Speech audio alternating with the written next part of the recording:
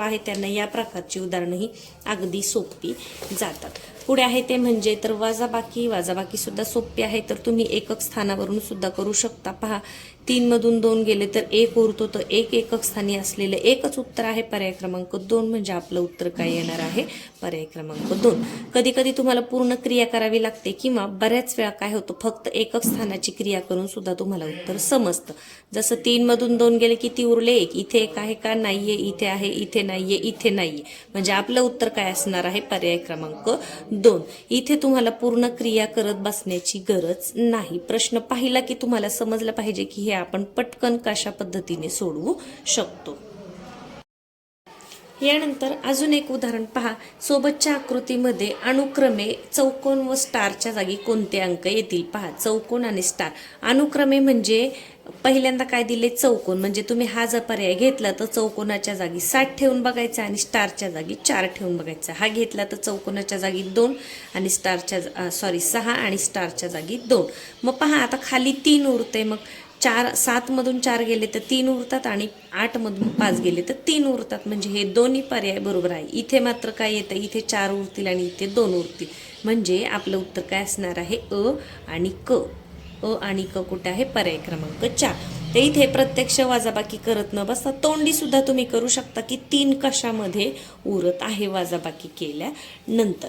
यानंतर पुढे आहे ते म्हणजे 3 अंकी संख्येची उसण्याची वजाबाकी, म्हणजे हातच्याची वजाबाकीचं इथे उदाहरणं दिलेली आहे। तर याच्यामध्ये सुद्धा मागाच्या सारखंच जे व्यवहारामध्ये शब्द वापरतो 525 वजा 250 बरोबर किती, तर हे तुम्हाला मांडायचं आहे आणि त्या पद्धतीने क्रिया करायची आहे। यानंतर पुढे आहे ते म्हणजे गुणाकार, मग गुणक असणारी म्हणजे 6, 7, 8, 9 हे अनेक गुणणारी सोपी उदाहरणं। म्हणजे गुणाकार म्हणजे थोडक्यात इथे तुम्हाला काय करायचं आहे तर पाढे तुमचं पाठ असणं महत्त्वाचं आहे। तर गुणाकाराची उदाहरणं अगदी सोपी आहेत। पहा जसं 80 गुणिले 9 बरोबर किती, तर शून्याचा गुणाकार तर अगदी सोपा आहे, 8 9 72 आणि एक शून्य द्यायचं आहे, तर किती येईल 720 पर्याय क्रमांक 2।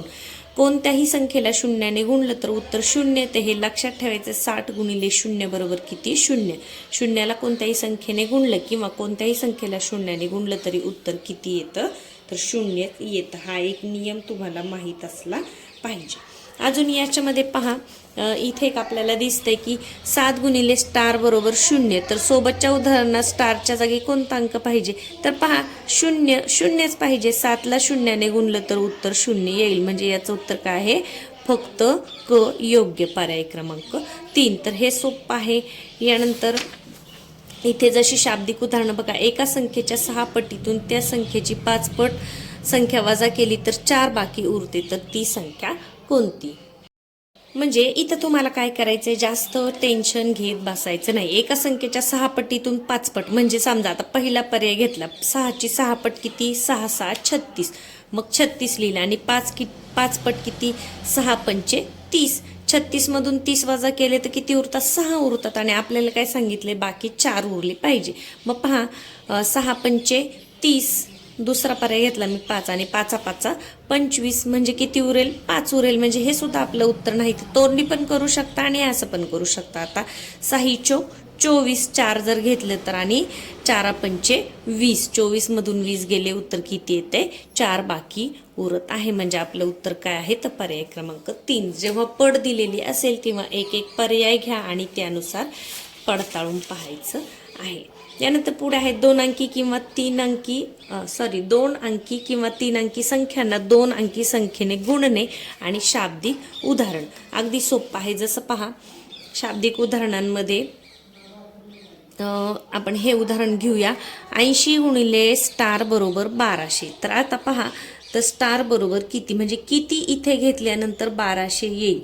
तर पहा आता समजा 10 घेतलं तर नाही येणार, 8 10 80 हे नाही येते, 20 घेतलं तर 8 दुने 16 होईल, हे पण नाही, 15 28 असे हे तोंडी सुद्धा करू शकता। पहा 15 गुणिले 8 केले तर 120 आणि 80चा 0, म्हणजे 15 हे आपले योग्य उत्तर आहे।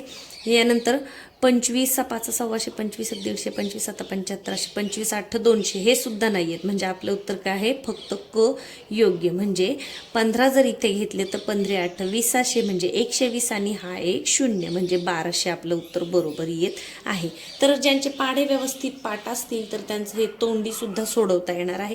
आणि तसं जर नाही जमलं तर पटकन आपण काय करायचं आहे, कच्चं काम करायचं आहे.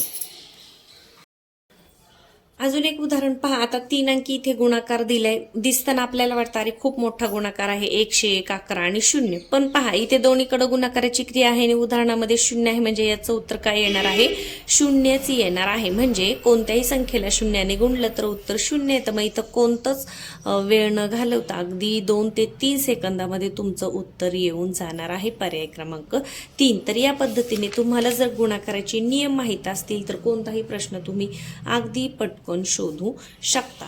गुणाकारानंतर पुढे आहे ते म्हणजे भागाकार. तर 2 3 अंकी संख्येला 1 किंवा 2 अंकी संख्येने भागणे.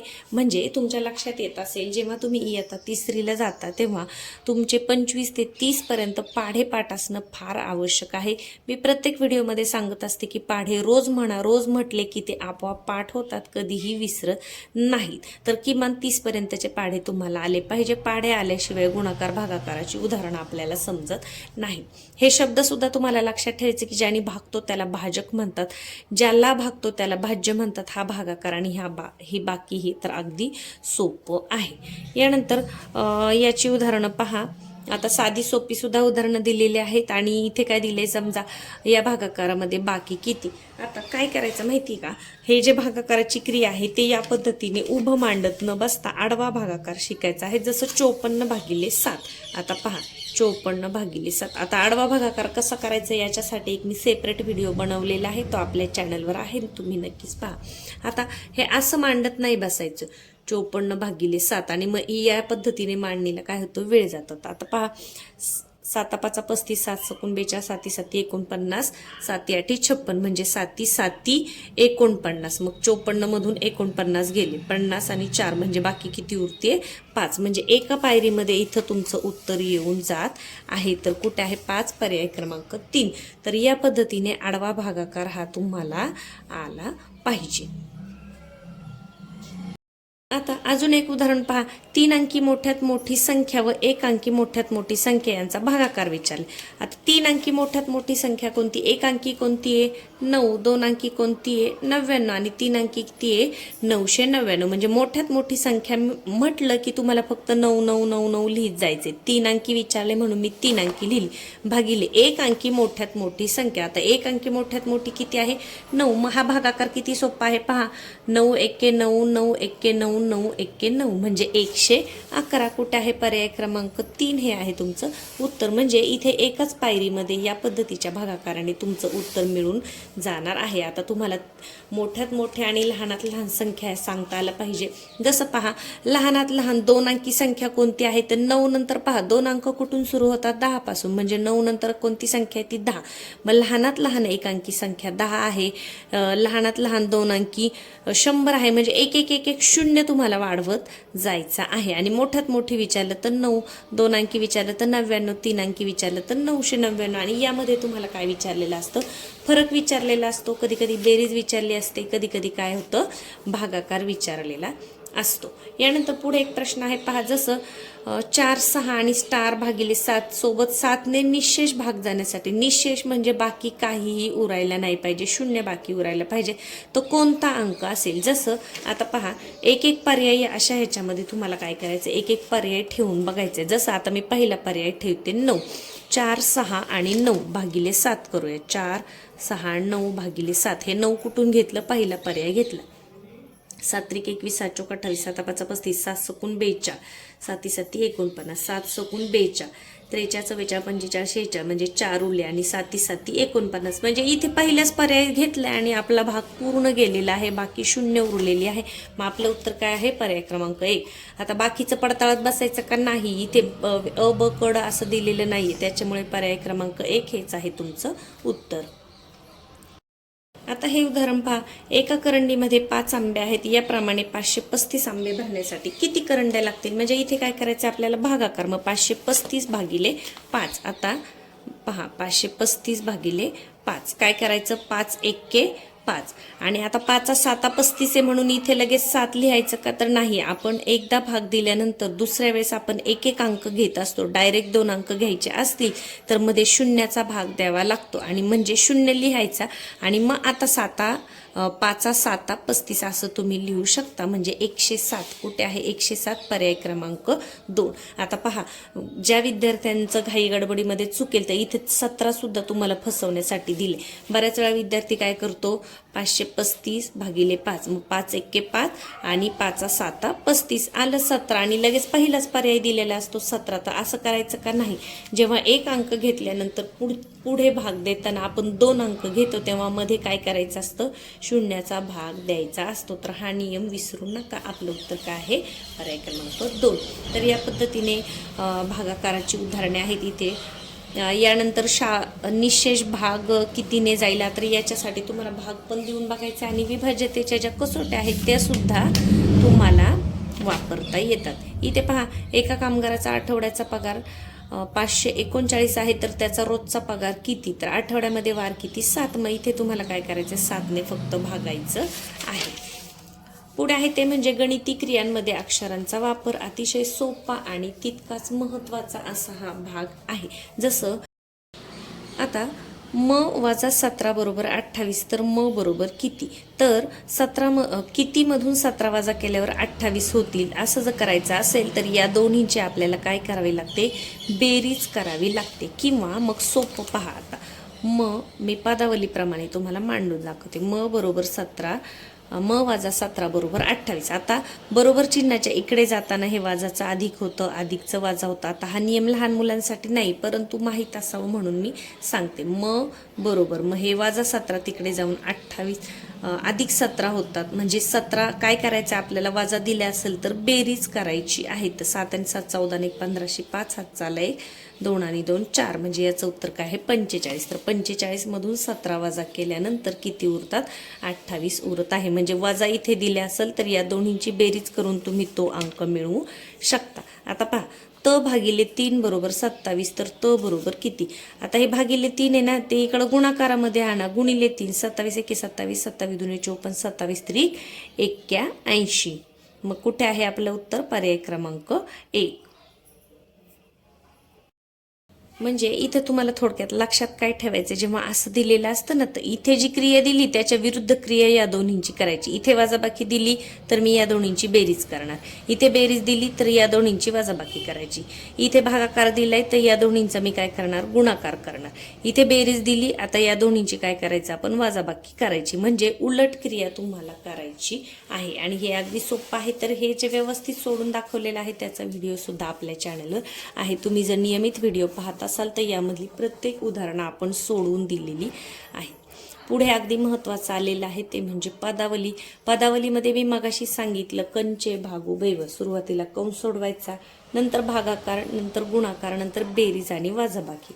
आणि फक्त बेरीज वजाबाकी असेल तर डाव्या बाजूने क्रिया करत गेलं तरीही तुमचं उत्तर बरोबर येणार आहे. आता जसं पहा इथे 100 भागिले 10 गुणिले 10. आता हे पहिल्यांदा भागाकार करून घ्या. 10 10 100 म्हणजे इथे 10 उरतील. मग 10 गुणिले 10 परत 10 10 100 म्हणजे पर्याय क्रमांक 1. पाढे जर पाठ असतील तर क्रिया न करता तोंडी सुद्धा तुम्ही या प्रकारची उदाहरणं सोडवू शकता. यानंतर अजून याच्यामध्ये पदावलीमध्ये महत्त्वाचं कोणतं येतं पहा. जसं खालीलपैकी कोणत्या पदावलीचे उत्तर 0 येईल. इथे मात्र अ ब कड जर दिला असेल तर तुम्हाला 4ही पर्याय पडताळून पाहायचे ते कोणत्या पदावलीचं उत्तर 0 येत आहे. आता पहा गुणाकार बेरीज आणि वजाबाकी एकत्र दिले. पहिल्यांदा काय करणार गुणाकार करणार मग बेरीज करणार आणि मग वजाबाकी करणार. 0 येते का ते आपण पाहणार. तर इथे तुम्हाला 4ही पर्याय पडताळून पाहायचे आहेत. पुढे आहे ते म्हणजे रुपये पैसे रूपांतर. तर हे सोपं आहे. 1 रुपया म्हणजे 100 पैसे, अर्धा रुपया म्हणजे 50 पैसे, पाव रुपया म्हणजे 25, 2 रुपये म्हणजे 200. हे सुद्धा आपण व्यवस्थित सोडून दिलेलं आहे आपल्या व्हिडिओमध्ये. जसं 150 पैसे बरोबर किती रुपये. 150 पैसे म्हणजे किती 1.5 रुपया. यानंतर 80 पैसे अधिक 90 पैसे बरोबर किती, हे सुद्धा सोपं आहे. यानंतर 25 पैशांना 1 याप्रमाणे 8 रंगीत खडू किती रुपयांचे. आता 25 पैशांना 1 तर 8 25 60 200. 200 पैसे म्हणजे किती रुपये, पहिलाच पर्याय 200 आहे म्हणजे हे उत्तर आहे का, नाही. 200 पैसे म्हणजे किती, 2 रुपये. 1 रुपया म्हणजे 100 पैसे, 2 रुपये म्हणजे 200 पैसे. म्हणजे प्रश्नामध्ये कधी कधी पैसे दिलेले असतं, कधी कधी रुपये दिलेले असतं. जर पैसे दिले असेल तर त्याचं रुपयात करताना काय करायचे, 100ने भागायचं आहे. तर हे व्यवस्थित लक्षात ठेवा. यानंतर याच्यावर सुद्धा काय आहे की पाऊण रुपया, अर्धा रुपया असं तुम्हाला हे दिलेलं आहे. जसं पहा, अयोग्य जोडी कोणती, पाऊण रुपया म्हणजे 45 पैसे का, नाही तर 75 पैसे म्हणजे हे चुकीचं आहे. अर्धा रुपया म्हणजे 500 पैसे का, तर नाही, हे सुद्धा चुकीचं आहे. 1 रुपया म्हणजे 100 पैसे म्हणजे हे पण चुकीचं आहे. आणि को. सव्वा रुपया म्हणजे 125 पैसे बरोबर आहे. पावणे 2 रुपये म्हणजे 175 बरोबर आहे. अयोग्य जोडी विचारली आणि क पर्याय क्रमांक 1 म्हणजे सव्वा, पावणे हे तुम्हाला शब्द माहीत असले पाहिजे, त्यांचा सराव असला पाहिजे. यानंतर इथे पहा, आता नाणी नोटांवर आधारित उदाहरणं फार महत्त्वाची आहेत. हे सुद्धा आपण सोडून दिलेलं आहे एका सेपरेट व्हिडिओमध्ये. जसं पहा, 40 रुपयांमध्ये 25 पैशांची 48 नाणी व उरलेली नाणी 50 पैशांची असल्यास 50 पैशांची किती नाणी आहेत. आता 40 रुपयांमध्ये 25 पैशांची 48 नाणी आहेत. 25 पैशांची 48 नाणी केलं तर किती होते हे तुम्हाला सुरुवातीला काढून घ्यायला लागेल.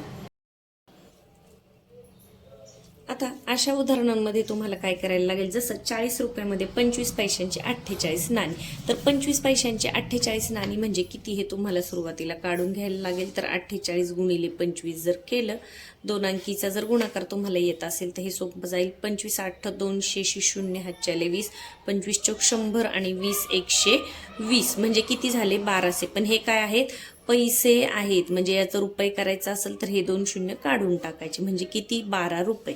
आता 48 म्हणजे 25 पैसे जर 12 रुपये असतील ह्याच्यामध्ये 40 मध्ये, तर उरले किती, 40 वजा 12 28 उरले. मग 28 मध्ये 50 पैशांची किती नाणी असतील, 28 रुपयासाठी आपल्याला जर 50 पैसे 2 घ्यावे लागतात म्हणजे गुणिले 2 करावे लागेल. म्हणजेच 28 दुने 56 नाणी किती असतील, तर ती 50 पैशांची असतील. पर्याय क्रमांक 2 म्हणजे इथे गुणाकार करायचे, रुपये पैसे व्यवस्थित पाहायचे आणि नंतर सोडवायचं आहे. पुढे पहा, जसं हे उदाहरण पाहूया. 10 रुपयांमध्ये केवळ 20 पैशांची एकूण किती नाणी येतील.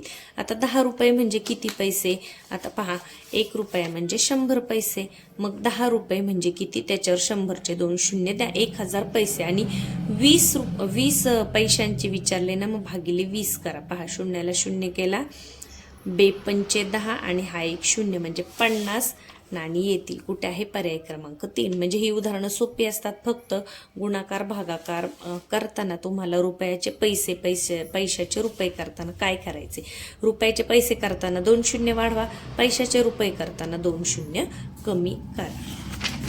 यानंतर पुढे आहे ते म्हणजे याच पद्धतीने बेरीज वजाबाकी तुम्हाला दिलेली आहे. याच्यावर भरपूर अशी उदाहरणे इथे आहेत. पुढे जाऊयात आपण. पुढे आहे ते म्हणजे वस्तूंची लांबी मोजणे, मीटर सेंटीमीटर व त्यावर आधारित उदाहरणं. हे सुद्धा तुम्हाला त्याच्यासाठी हे माहीत असलं पाहिजे की 1 किलोमीटर म्हणजे 1000 मीटर, यानंतर अर्धा किलोमीटर म्हणजे 500 मीटर, पाव किलोमीटर म्हणजे 250, पाव मीटर म्हणजे 25 सेंटीमीटर म्हणजे सव्वा पाव, हे तुम्हाला माहीत असलं पाहिजे.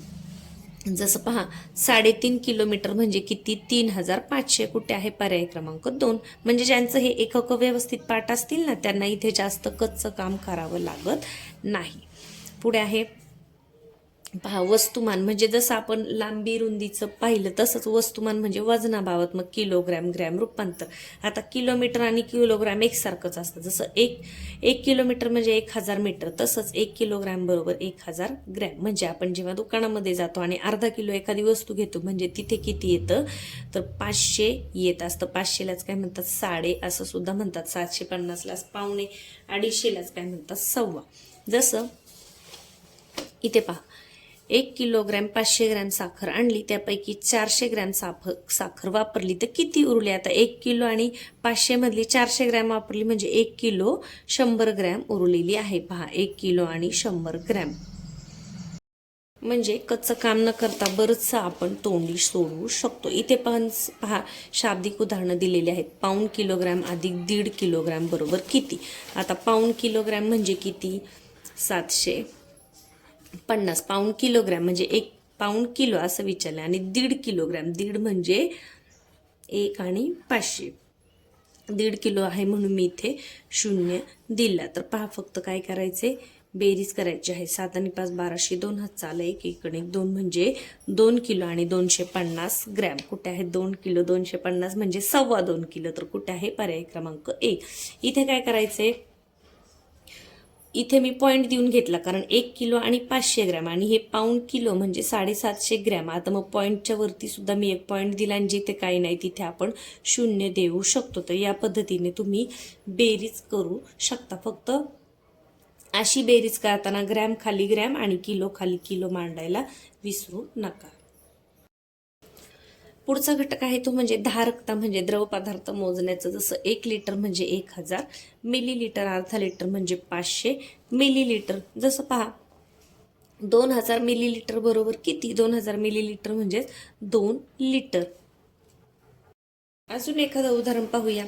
6 लिटर आणि 50 मिली म्हणजे किती मिली? मिलीलिटर मध्ये विचारले. आता 6 लिटर म्हणजे किती येणार?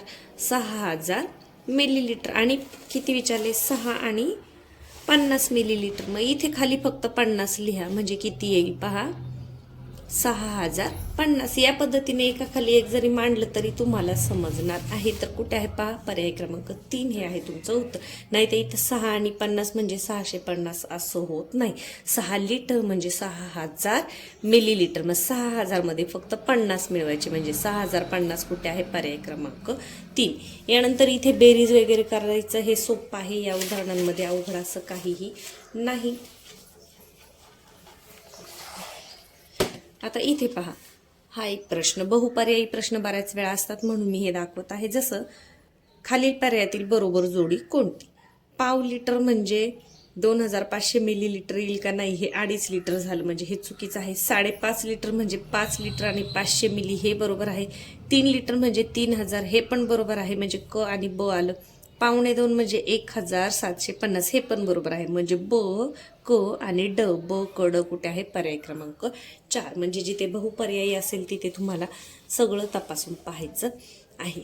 पुढे आहे ते म्हणजे वेळेचं वाचन. तर घड्याळ अगदी सोपं आहे, सगळ्यांना घड्याळ येत असेल. मिनिटाचे तास, तासाचे मिनिट करताना 80 मिनिटं म्हणजे किती?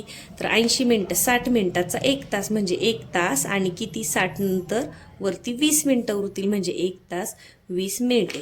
तसेच 5:15 वाजता मिनिट काटा कुठे असेल? 3 वर असेल. 1:15 म्हटलंय ना, मग मिनिट काटा तेव्हा 3 असतो. पावणे म्हटलं की मग तो 9 वर असतो. आणि घड्याळाचं चित्र दिलेलं असेल आणि किती वाजले हे ओळखायचं असेल तर ते अगदी सोपं आहे.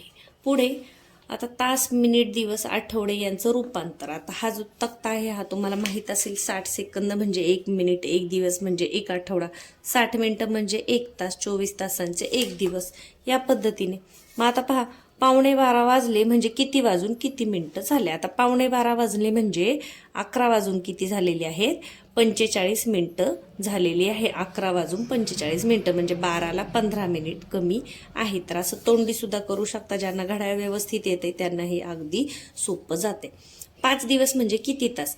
एका दिवसामध्ये किती? 24 तास. मग 24 गुणिले 5 करायचे. 24 पंचे 4 पंचे 20, 24 पंचे 20, 120 तास. पर्याय क्रमांक 2. तर गुणाकार भागाकार तोंडी जर पटापट येत असेल तर हे तुम्हाला अगदी सोपं जाणार आहे. आणि तोंडी जर तुम्हाला जमलं नाही तर पटकन कच्चं काम करायचं आहे. यानंतर पुढे आहे दिनदर्शिका म्हणजे कॅलेंडरवरचे प्रश्न. तर कॅलेंडरचं बेसिक आणि हे सोडून दिलेलं ह्याचा खूप छान असा व्हिडिओ आपल्या चॅनलवर आहे, नक्कीच पहा. तुम्हाला याच्यावरून छान अशी उदाहरणं सोडवता येईल. आता कोणते वार एकत्र असतात, यानंतर दिवसांमध्ये तुम्हाला लक्षात काय ठेवायचे, महिन्यांमध्ये तुम्हाला लक्षात काय ठेवायचे. जसं मराठी महिने पहिले 6 महिने 31 दिवसांचे, नंतरचे 6 महिने 30 दिवसांचे असतात.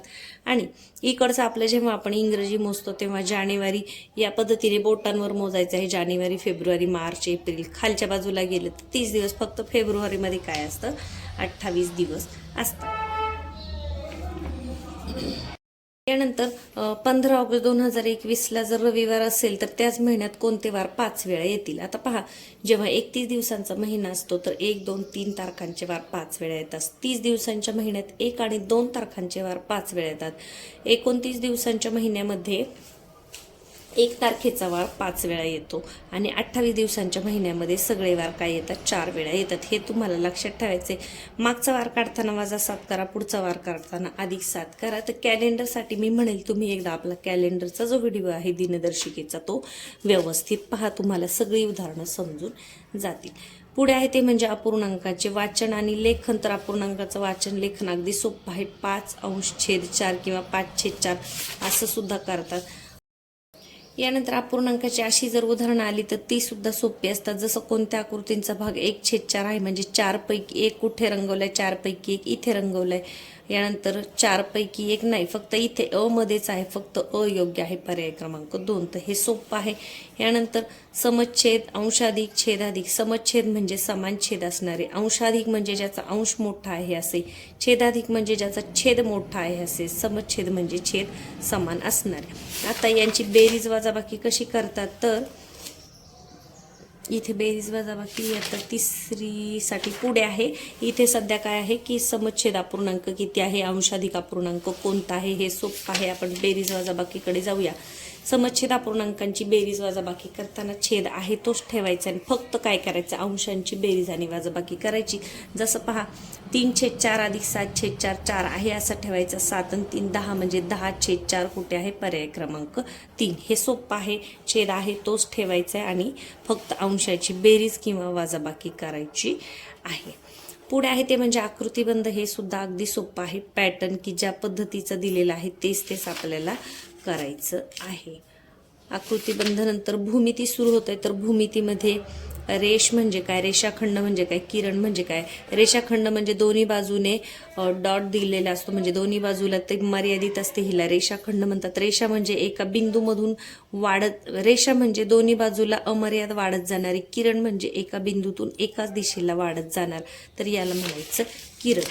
तर याच्यावर आधारित प्रश्न सुद्धा सोपे आहेत. पुढे आहे कोण आणि कोणाचे प्रकार. तर जर 90 अंशाचा असेल तर तो काटकोन, 90 पेक्षा छोटा असेल तर तो लघुकोन आणि 90 पेक्षा मोठा असेल तर तो काय आहे, विशाल कोन आहे. तर ह्याच्यात सुद्धा डिटेल असे व्हिडिओ आपल्या चॅनलवर आहेत, तुम्ही नक्कीच पहा. पुढे त्रिकोण व त्रिकोणाचे प्रकार. समभुज म्हणजे सगळ्या बाजू समान असणारा, समद्विभुज म्हणजे 2 बाजू समान असणारा, आणि विषमभुज म्हणजे कोणतीच बाजू समान नाही असे त्रिकोण होय. आता याच्यामध्ये काय असतं, खुणा दिलेल्या असतात. समभुज त्रिकोण म्हणजे काय, ज्या बाजू समान आहे तिकडे समान खूण दिलेली असते. जसं पहा, इथे 2 रेषा, इथे 2 रेषा, म्हणजे हा समद्विभुज आहे. याच्या 2 बाजू समान आहेत, ही वेगळी आहे. इथे पहा, तिन्हीकडे 1 रेषा आहे, म्हणजे याच्या सगळ्या बाजू समान आहे. इथे काय आहे, इथे सगळ्याच वेगवेगळं आहे. 2 रेषा, 1 रेष, 3 रेष, म्हणजे हा विषमभुज आहे. आणि हा काय, समद्विभुज आहे. तर आपल्याला समभुज विचारलंय ना, मग सारख्या खुणा कुठे आहेत, 1 1 1 इथे आहे. पहा, पर्याय क्रमांक 2 किंवा फक्त ब योग्य. तर याच्यावरचे प्रश्न सुद्धा सोपे आहेत. त्रिकोणांची संख्या मोजायची म्हणजे नंबर टाकायचे 1 2 3 आणि त्यांची बेरीज करायची. 3 आणि 2 3 आणि 2 5 आणि 1 6 या पद्धतीने. यानंतर चौकोन व चौकोनाचे प्रकार आहे. याच्यामध्ये चौरस म्हणजे काय, तर ज्याच्या सगळ्या बाजू समान असतात आणि 4ही कोण काटकोन असतात, याला म्हणायचं चौरस. आणि आयत म्हणजे काय, समोरासमोरील बाजू समान असतात आणि 4ही कोण काटकोन असतात. समभुज चौकोन म्हणजे काय, 4ही बाजू समान अंतरावर असतात आणि समोरासमोरील कोण समान असतात, त्याला काय म्हणतात, समभुज चौकोन. तर आकृतीवर एखादा प्रश्न तुम्हाला येत असतो. पुढचा भाग आहे तो म्हणजे सममिती. तर उभे किंवा आडव्या रेषेने जर एखाद्या आकृतीचे समान भाग होत असतील तर त्याला सममित म्हणतात. हे सुद्धा अगदी सोपं आहे. त्यानंतर बंदिस्त व खुल्या आकृत्या, हे सुद्धा सोपं आहे. पुढे आहे परिमिती. परिमिती म्हणजे चारही बाजूंची बेरीज. आता पहा, याची लांबी जर 4 सेमी दिली तर इथे खुणा सारख्याच आहेत, म्हणजे हे सुद्धा 4 आहे, हे सुद्धा 4 आहे. पहा, हे दोन समोरासमोरचे, हे 6 आहेत, हे 6 आहे, 3 आहेत, हे 3. म्हणजे परिमिती म्हणजे बाजूची बेरीज करायची आहे. 4 एके 4, 4 दुने 8, 4 त्रिक 12, म्हणजे हे बरोबर असणार आहे. तर या पद्धतीने परिमितीची उदाहरणं सुद्धा सोपे आहे.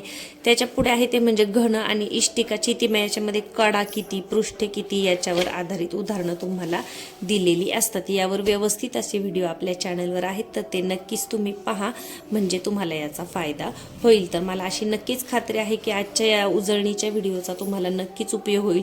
कोणत्या प्रकरणामध्ये काय महत्त्वाचं आहे हे फक्त लक्षात ठेवा आणि त्या पद्धतीने पटापट उदाहरणं सोडवायची आहेत. चला तर मग व्हिडिओला लाईक करायला कोणीही विसरू नका. चॅनलवर नवीन असाल तर सबस्क्राईब करा. धन्यवाद.